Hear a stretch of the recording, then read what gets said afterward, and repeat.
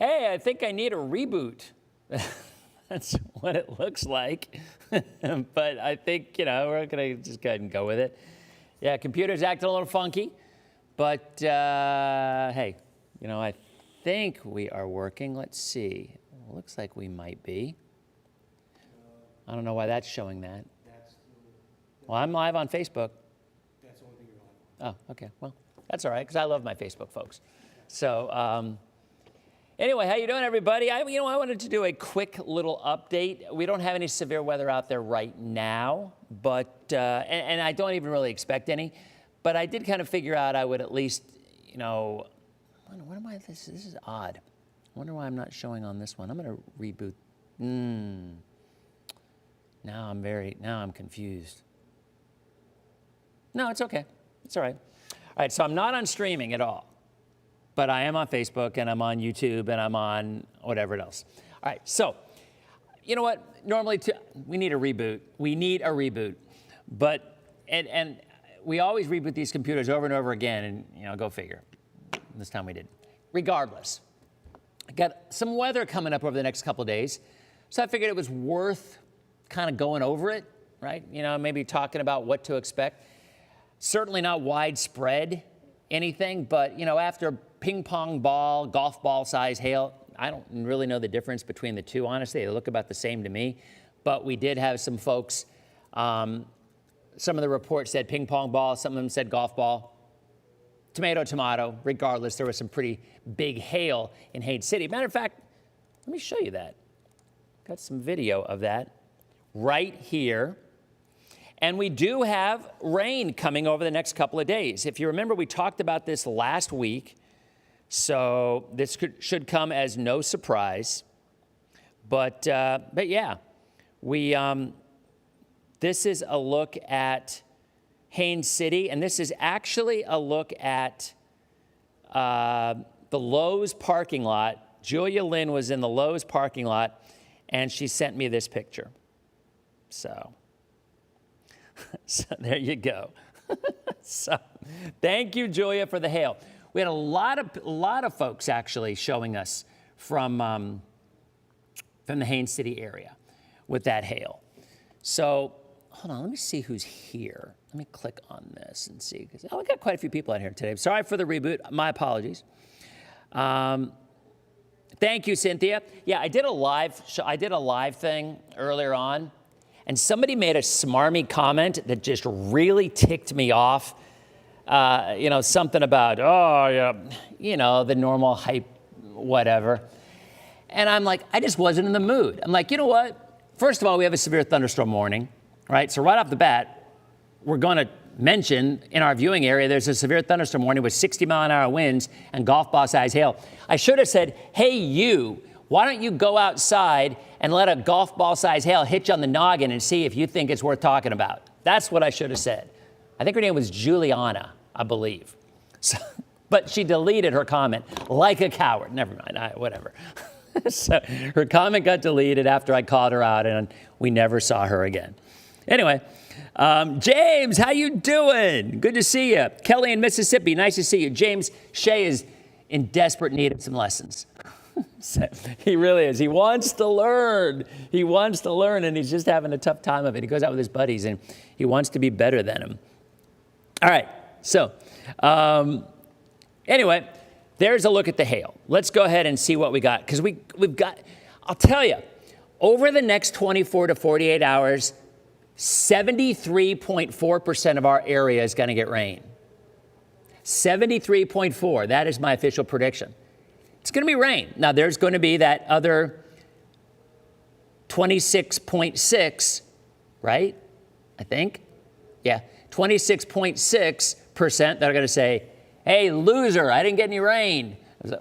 I get it. I do. I understand it. But I'm just telling you flat out, it's going to be 73.6 will be the coverage. So, all right, let's go ahead and talk about it. There's a look at the hail. Now we'll go to the map, and that must be Julia's kid saying, wow, look at that, it's hail, it's hail. All right, now, we are looking at I'm going to go ahead and give you a discussion, an overview of what's happening here, okay?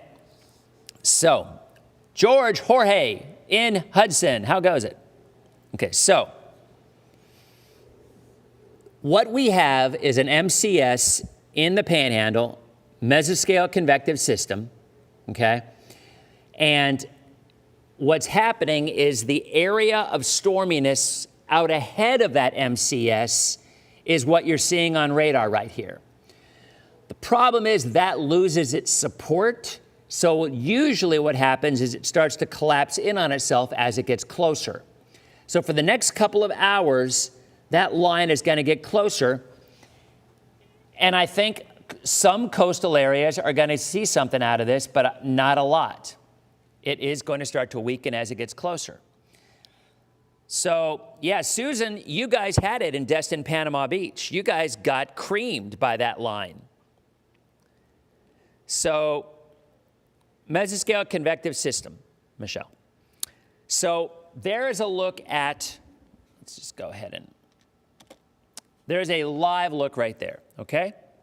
So, if we go over to this and we see, okay, how far is this from the coast? It's getting closer. Oops. You guys remember the movie Volcano, where the tagline was, "The coast is toast"? It's now 65 miles. I loved that movie because I worked in LA at the time, and several of my coworkers, several of my anchors who worked there actually were in the film. Penny Griego, she was our anchor. Jose Sanders, he was our anchor. They were both in it. I was the weekend weather guy. I didn't get asked to do that. But "The coast is toast" was the headline. Harvey Levin, who was our reporter at KCBS, he was kind of like our legal reporter, who now he runs TMZ, and he's a gazillionaire. He was in it as well as a reporter. I digress.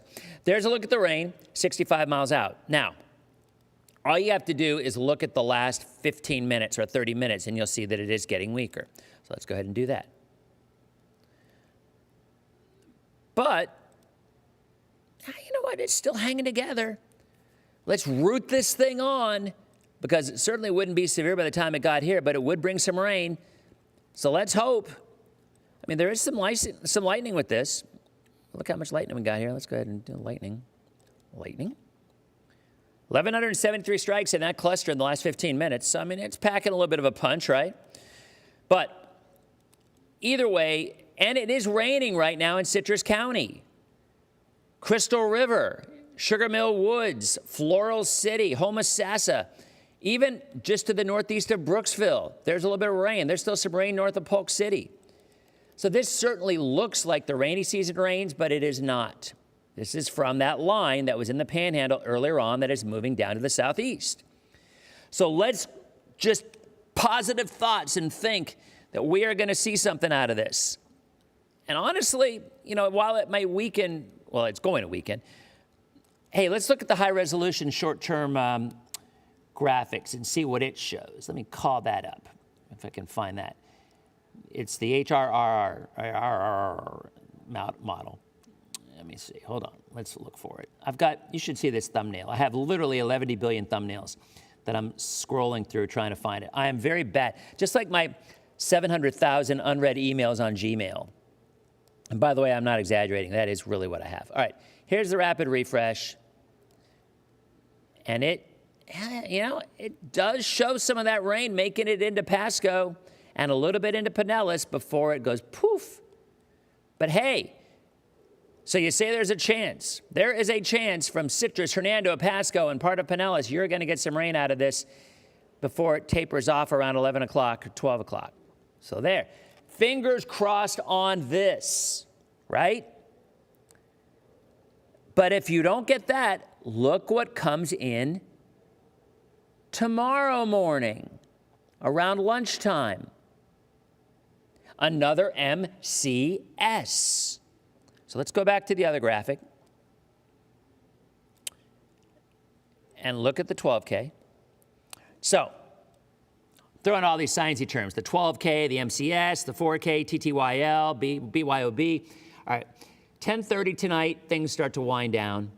Tomorrow morning, there's the line, and we start to see our next wave. Now, We'll talk about the Storm Prediction Center, whether or not they actually think there's going to be any kind of severe weather with this. I would say the chances are kind of slim north. They'll be a bit higher inland as they were today, heating of the day and all that. Self-destructive sunshine, as I like to call it, destabilizes the atmosphere. But that takes us from 11 in the morning through lunchtime.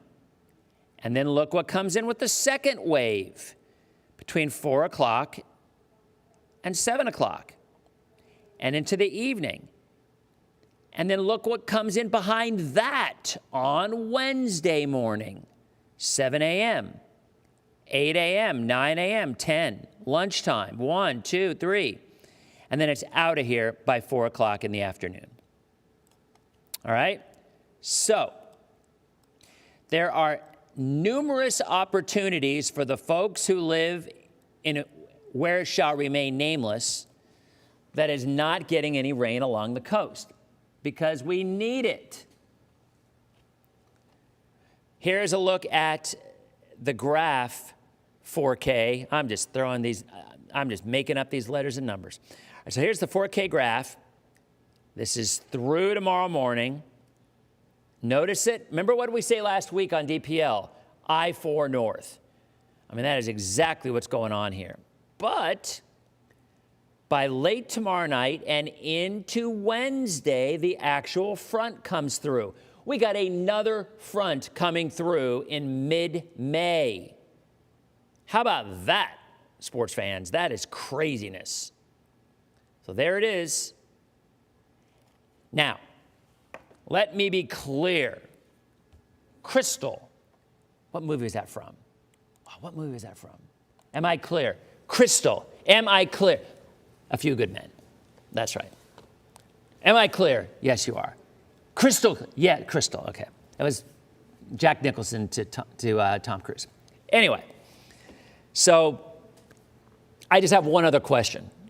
If they weren't in danger, why did you need to relocate those soldiers or that soldier? Well, they take it on. You told us they don't take things into their own hands. You said, am I clear? And I said, I'm a movie quote guy. All right, anyway, so here's a look at what looks to be a widespread area of rain. It will not be, okay? But what is going, these are the models. This is not our forecast. This is the models I'm showing you. I'll show you the Euro, the GFS. At the end of the day, you're going to have several different lines of rain come through. They're not going to be a solid line. It is not going to be a squall line. But over a 48-hour stretch, you are going to have a better than average, what did I say, 72.6% coverage by Wednesday night? Stick into that number, unless it was 73.6. I can't remember. Regardless, you know what I'm saying. A good 3/4 of this area is going to see measurable rain by Wednesday, which if you were watching last week on DPL, you'll know it's exactly what we were saying. The models were all over this, and it all looked to come together. Now, here's where it gets even more interesting if you weren't excited enough. All right? The line comes through. The front stalls out to our south Thursday and Friday. It lifts back north as a warm front over the weekend into early next week, and another wave of low pressure rides along it to give us another chance of rain. So what we're dealing with here in mid-May is pretty unusual.